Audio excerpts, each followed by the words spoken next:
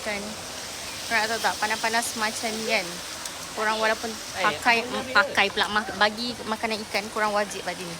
Anda wajib pakai sunscreen Avira. So sunscreen Avira serius best gila. Ni korang okay, nak pegang.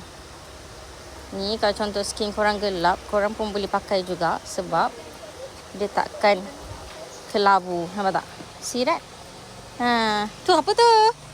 Takkan kelabu guys. See? Naila, dah? So kalau contohnya korang jenis yang buat outdoor activity, anda wajib pakai sunscreen Avira sebab sunscreen Avira ni guys serious best gila. Dia membantu untuk protect kulit wajah anda, 50 SPF PA++ guys. Even though budak-budak pun boleh pakai, ibu yang mengandung, ibu yang menyusukan anak pun boleh pakai. So this is the best one. Nah, nak pakai tak? Nah.